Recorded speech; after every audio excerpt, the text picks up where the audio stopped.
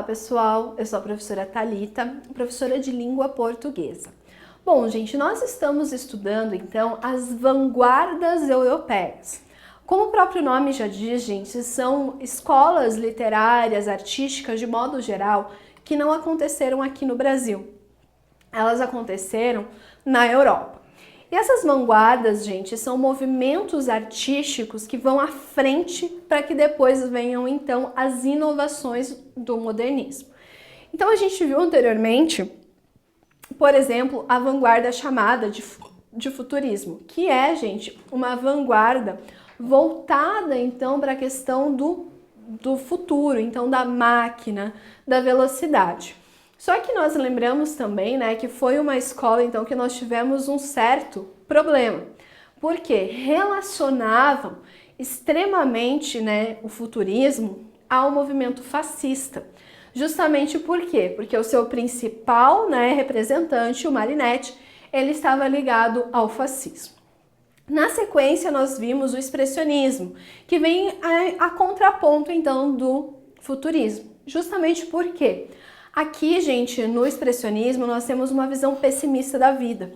Além dessa visão pessimista, nós também temos a questão da tecnologia, da modernidade atrapalhando o homem. Então, a gente tem algo ruim.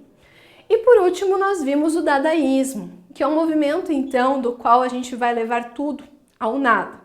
Porque nós estávamos num cenário de guerra, então nada fazia sentido. Hoje, então, nós começamos com o cubismo. O cubismo, gente, ele foi um movimento que surgiu no ano de 1907, na França. O principal artista, então, dessa vanguarda foi Pablo Picasso. E ele, né, o movimento mistura diversos tipos de arte. Nós temos a realidade fracionada, o ilogismo, e nós temos a maior utilização de substantivos colocados de forma caótica. Então, gente, vamos explicar de forma geral como que seria uma obra futurista. Por exemplo, se eu fosse fazer uma pintura minha futurista, eu ia colocar tudo num único plano. Então, por exemplo, aqui a minha orelha eu puxaria e colocaria no mesmo plano do meu rosto. Então, por isso que a gente tem essa distorção da realidade. Justamente porque eu pego e coloco tudo num único plano. Então, por isso que é muito fácil da gente identificar obras futuristas. Então, nós temos, por exemplo, aqui, esta obra, onde nós podemos perceber, né, algumas palmeiras, casas, e aqui, gente, acreditem se quiser, mas está representando uma fábrica. O cubismo, então, gente, aqui nós podemos identificar diversas formas geométricas, que são, né, gente, uma das características, então, do movimento cubista. Essa inserção também de formas geométricas. Lembrando, gente, que o cubismo ele é dividido em cubismo analítico e cubismo sintético. Justamente, gente, o analítico é porque nós temos cores mais escuras.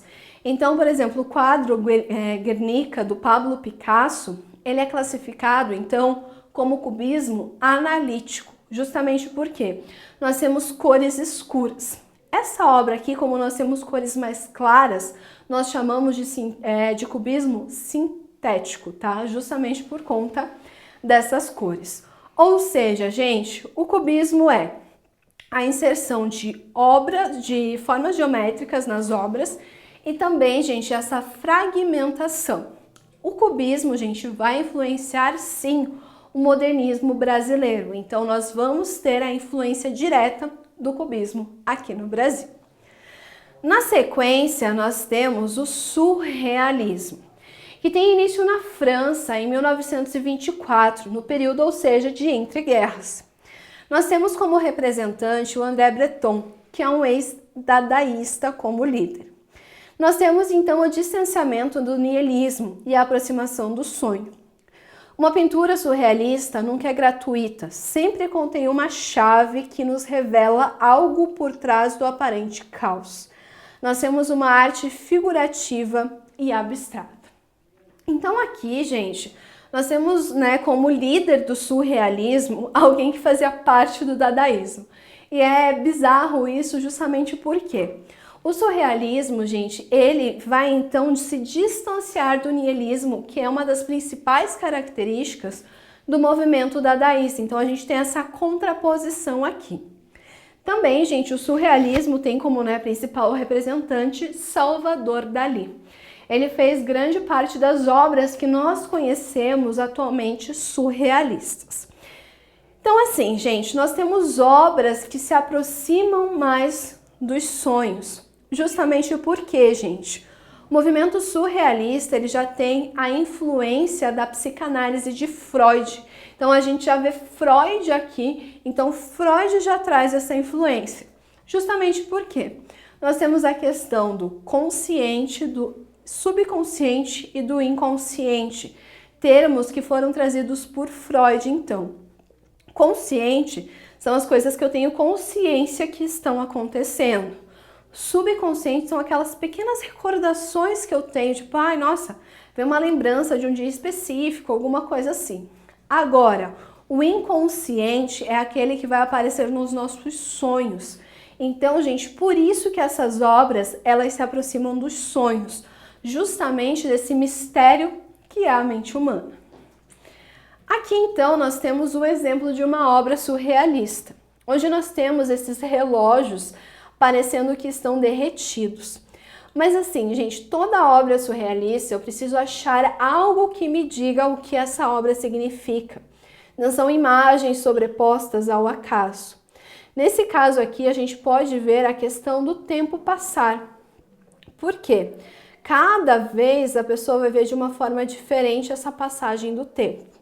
Então a gente pode perceber que o fundo, né, ele leva a um nada. Justamente pregando então essa coisa que o que está valendo é o que está aqui na frente. Ou seja, gente, vimos então as 5 vanguardas europeias.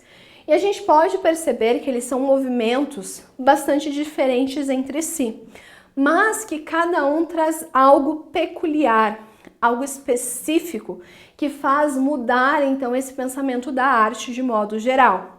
Então a gente pode falar que o futurismo é a modernidade, o expressionismo é o pessimismo, o dadaísmo é o nada, o cubismo é a fragmentação e o surrealismo é o sonho. E todos esses movimentos, gente, vão influenciar então no modernismo brasileiro, justamente porque o Oswald de Andrade, a Anita Malfatti, o Mário de Andrade vão ser então artistas, a Tarsila do Amaral, que vão ter contato com essas vanguardas. Então isso vai fazer eles repensarem a arte brasileira, justamente porque a arte brasileira estava muito ligada a moldes extremamente tradicionais. Então nós percebemos, né, e os poetas e artistas plásticos de modo geral, eles percebem que está na hora de mudar isso. Então por isso que recebe esse nome de vanguarda, porque é aquilo que vai à frente, aquilo então que vai começar a trazer essa inovação. Lembrando, gente, aqui no Brasil nós não tivemos vanguardas, o que então vai começar a trazer esse sentimento de necessidade de alteração da nossa literatura é o pré-modernismo, que a gente também viu anteriormente. Então por isso que a gente fez essa ligação do pré-modernismo com as vanguardas europeias, porque ambos são movimentos que antecipam o que depois a gente vai ver lá no modernismo brasileiro, que vai começar no ano então de 1922. Então tá aí a importância de ambos os movimentos. Bom, gente, espero ter ajudado vocês em mais uma aula de língua portuguesa. Até a próxima!